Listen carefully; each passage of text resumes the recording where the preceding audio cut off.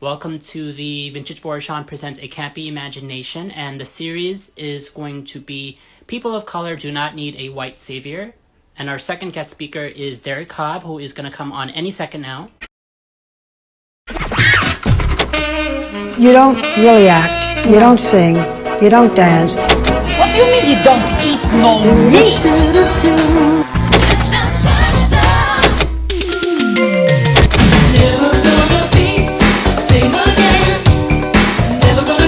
Famous for being famous. You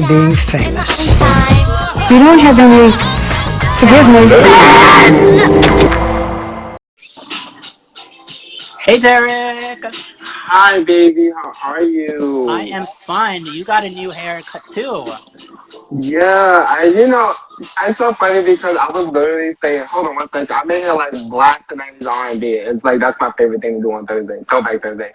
It's so funny because I was literally telling one of my classmates yesterday how you and I like constantly cross paths creatively. Like, even though you do fashion, I do music, but I feel like we really think on the same way as far as like really just trying to always change our look and elevate our style and just kind of be different. And I was explaining to them that it's fun. Like, you should take those chances with your look, with your hair, with your clothes. It's fine.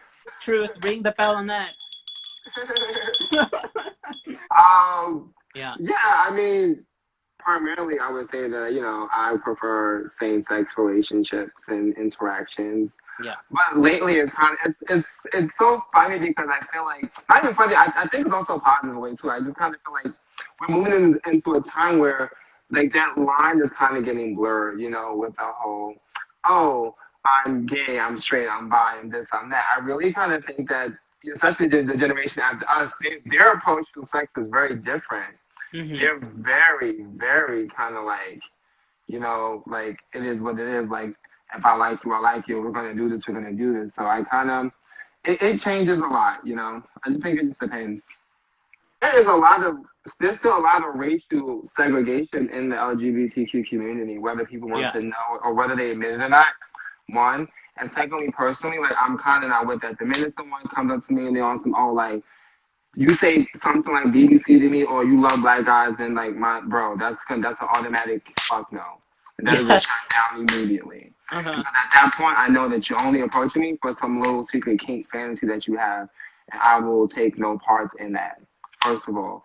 And second of all, I think that, and it's also kind of crazy because a lot of my gay friends are in interracial relationships, and I'm always very intrigued by the dynamic of it because it works for them. For me, I'm too vocal, and I don't know if it could work for me. You know what I mean? Like, I'm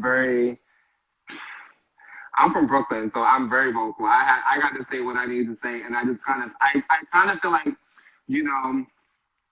the issue that if I'm being very honest, the issue that I have with the gay community as a black guy, I just kind of feel like people want access to other people, they want access to our culture, to our style, to our music, but they really dismiss us a lot.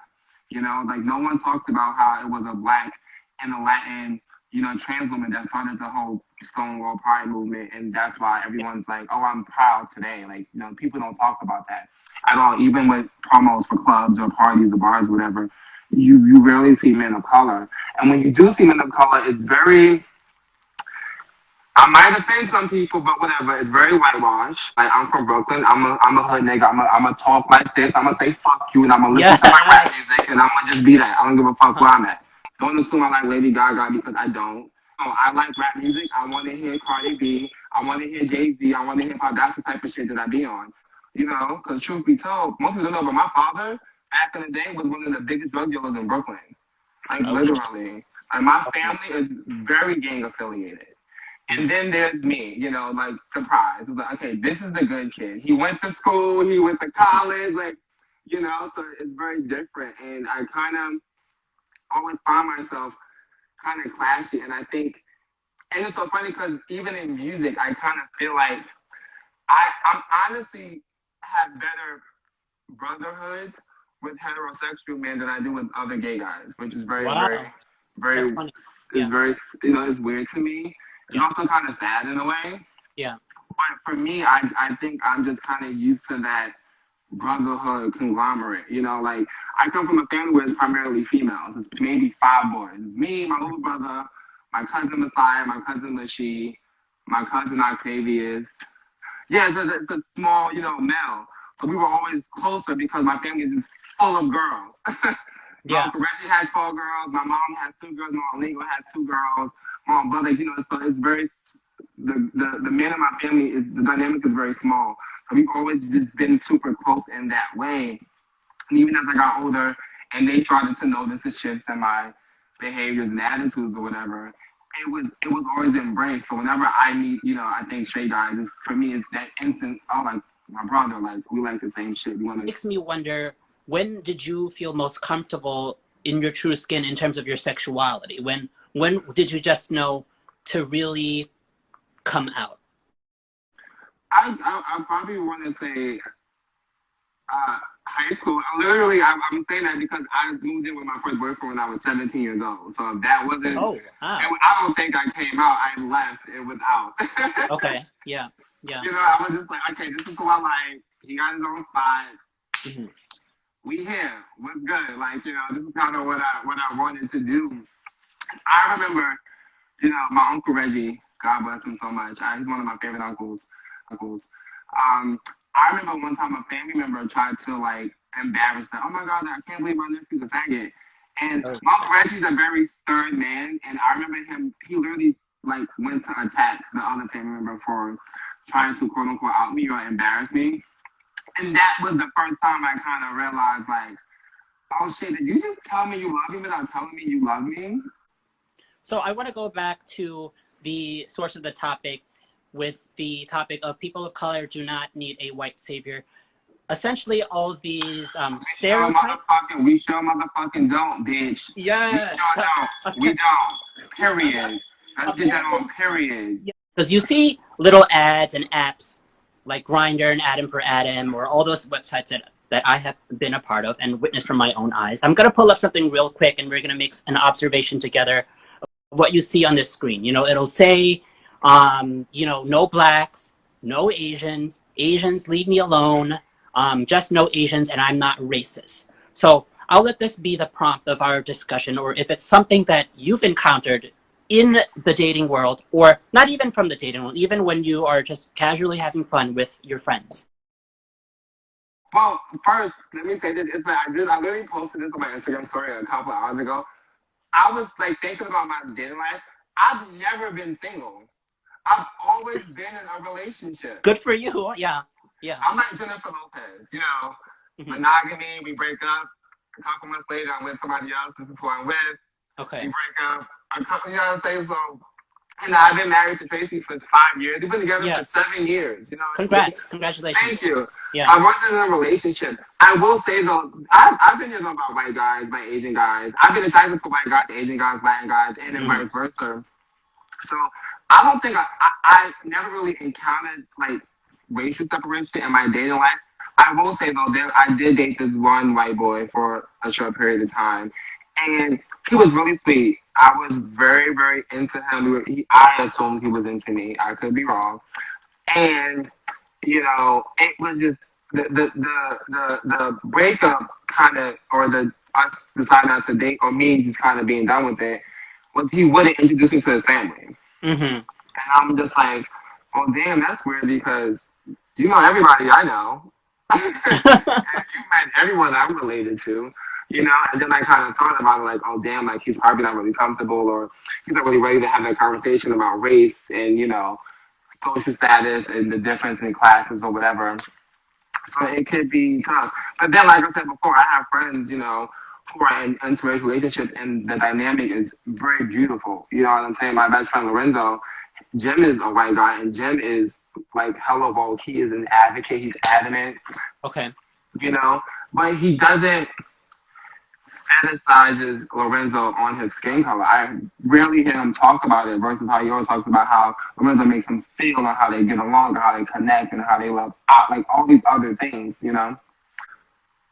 Especially nowadays, I kind of feel like, you know, being black is popular now. It's like, oh my gosh, like, you know, I'm black, you know, like it's popular now in a way, and I kind of am a little iffy with that. I've seen some some gay people, you know, Black Lives Matter. And then it's like, bro, but all your friends away, you know? And let me say this. I will say, I think for our generation and as millennials and the Gen Zs, I love the kids. I think that the babies, the kids right under us, I feel like they are approaching the world so different because they're used to that conglomerate. You know, they're the ones growing up in the interracial relationship times. They're the ones who are friends with gay people and straight people. And this is their reality in their youth. So they're growing up. They're already in that. You know, social media connects them. Like they're already. You know, my niece is 13. My younger cousin is 17. When I hear them talk, you know, they're already. I'm like, well, damn, you guys are way more advanced than us. Because I've heard that people are trying to reclaim the words people of color. Oh my God, that people of color is a word invented by white people to lump everyone together in labels. Is that something that you think about, or you have to be careful when communicating to certain people?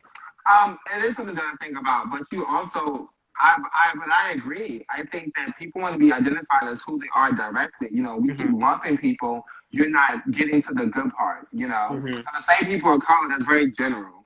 You know, anybody who's not white is a person of color. So that's really, that's just like, okay, great. Within the color community, there's all these other things. There is Latinx, there is, you know, African American, there's Asian, you know, there's Black. Let's not talk about people from Hawaiians, you know, Pacific, you know, Asians, if I'm saying that right.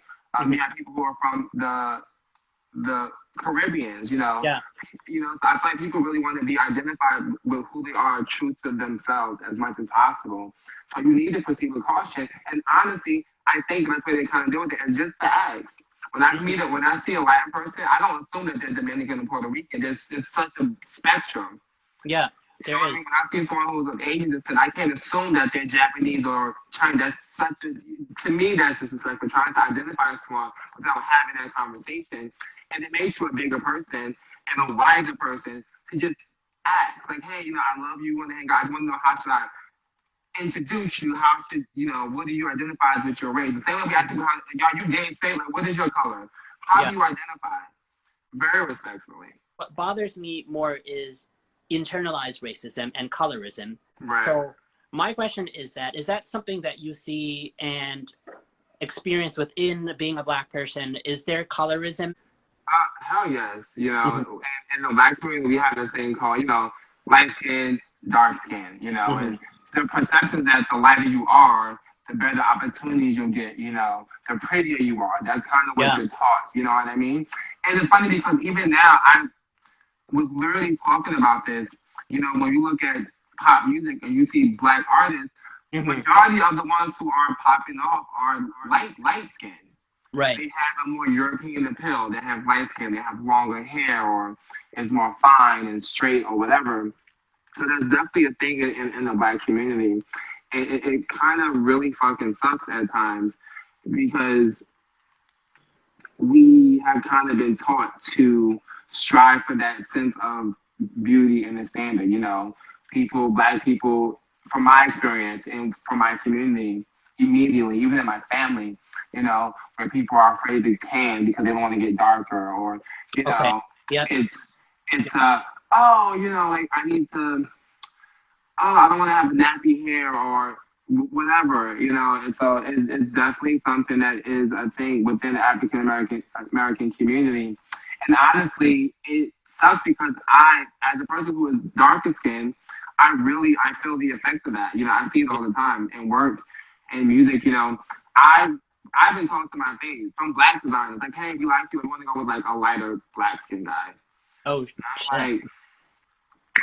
I'm like, okay, bitch, but y'all bitches can't sing and y'all can't dance and y'all can't do what I do, so fuck y'all. And that'd be my response, you know what I mean? How I met Derrick was through friends of friends, but we've also have worked together on a show called L2R, and she is a Moroccan-American designer who hired me to be the lead stylist and to help out with casting. And we had people like you in mind.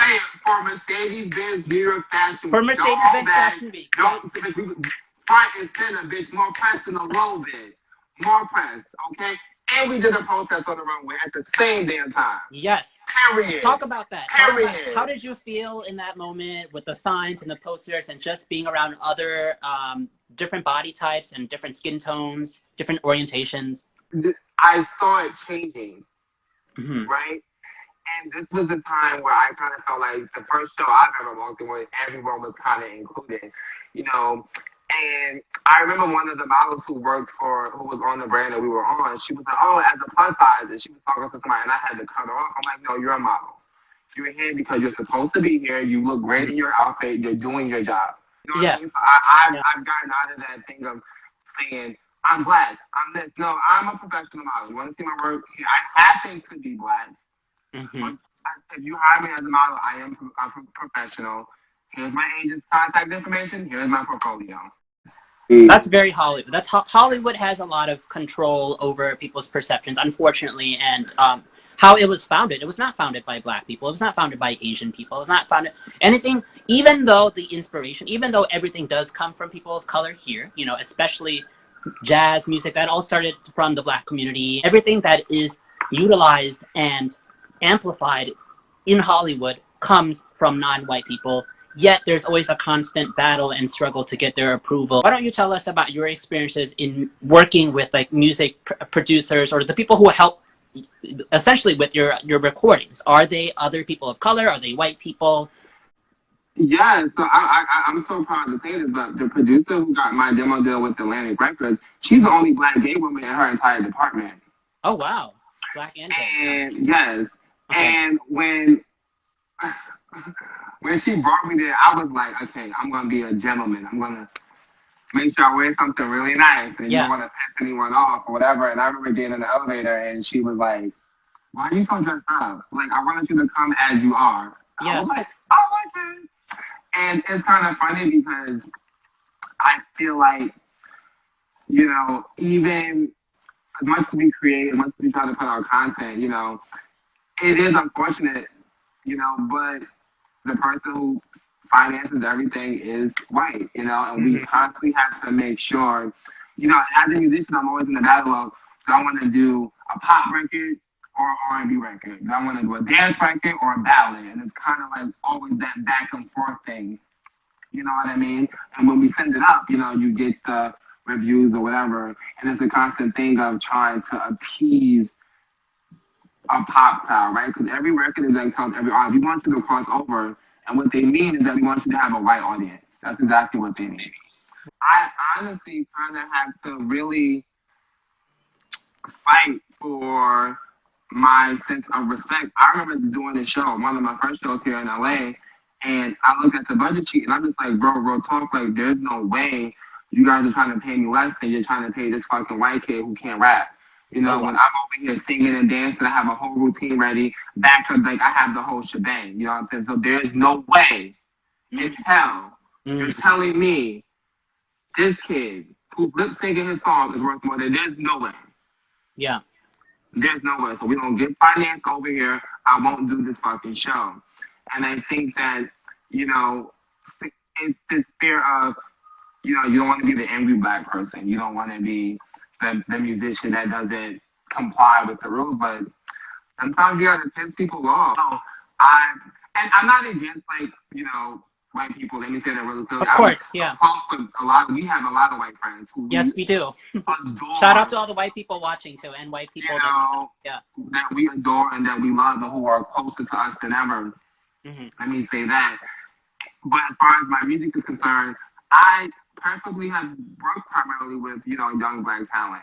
Yeah. Writers, producers, engineers, just because I kind of feel like for me, what I'm looking for is someone who just gets me. I don't want to spend time in the studio just talking and we're not getting things done. I need someone who understands the language, the culture, the energy. And it's kind of funny how going back all the way to the times of Billie Holiday, Ma Rainey, and from the 20s and 30s, that anything that a black artist was producing and putting out, white people were profiting off of that. And to talk about the subject of white savior, they still do to this day, honey. They still do, yeah. This country realized the influence of the African American community, you know.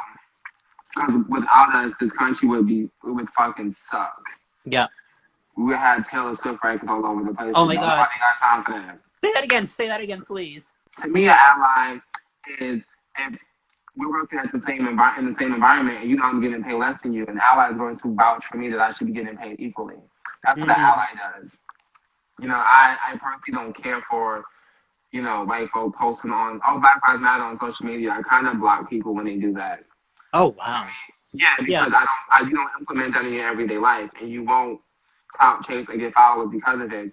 But at the same time, it also sucks for us because a part of us knows that if they don't say it and they don't put that out there, we might never really get the justice that we want or that we deserve. And that, once again, enhances the person's privilege, which I'd be like, and I don't think people and they don't understand that. So when you do those things, I much rather you do it in a way that's private and more personal versus doing it for the masses, just to kind of, because the thing is that no one wants to get canceled, right? We live in cancel culture. Yes. So the thing is, I support gays, I support Black people. I'm good, you know. Don't cancel my brand. That's the whole thing. It's not that you give a fuck because you don't. And I know you don't. And I've called people out on it. Do those people who come from humble beginnings, do they actually want to like leave the community and not give back at all? Or do they think that they're just too good to give back? That's something that is a relevant topic as times are changing. You know, that's actually a great question. I experienced that a lot. Yeah. You know, like, oh my gosh, like you left. I think that most of the people, they want to give back to their community, but it's kind of that fear of that they won't be accepted because they are successful. I think it's important as you become an adult to build a life outside of your family, build a life of your own outside of, you know, your neighborhood. I think that's important because when you do go back, you have different perspectives to bring back. It's not that people don't want to give back to their community. It's more so like the Black community, I'm speaking from experience, has to be more accepting that people are successful, you know? And I think that a lot of times, especially in entertainment, I kind of feel like the more you do, the less people like me personally. I feel like the more I accomplish, the more I achieve, the more isolated you become because the people start perceiving you in another way. And if someone perceives you in another way and, you know, and they don't get that, the fear is that you'll go back to your neighborhood and you'll get a different reaction because the perception of you is now changed. Right.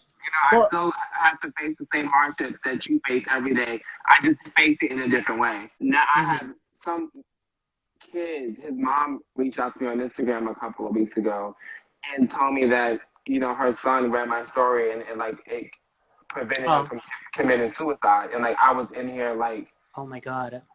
I was, on top of that, I was, like, drinking. So I'm like, fuck. So, like, the tears just started pouring out my eyes because as much as we feel like we don't have an impact, you do. My thing is, a lot of my fans, particularly, are, they're younger, you know? And I just kind of be like, my thing is like, okay, I'm having a bad day, but I got to do it for them, you know? Like, and I think with the social media stuff, it's kind of cool because I really kind of try my best to keep up with as many of them as I can. And if I'm not inspiring someone, then that means I'm not doing my job. Addressing mental health, there's a really strong connection to that and being creative and community. And I just want to say before we go that I highly recommend people of color, and I'm lumping that to one category again, seek mental health care. Therapist, counselor, whatever. I have a therapist here in LA. Yeah. Child, thank God for that man. I just came out of a therapy session. Fucking crazy. Yeah. I love my therapist. I'm like, listen, you want to hear me cry today? Open the door. Thank you, Derrick, for your time. Thank you, guys. Thank you. I can't wait to see you again. All right, guys. And, be sure to follow both of our pages and also subscribe to my newsletter. Thank you so much. I miss you. you and I adore you.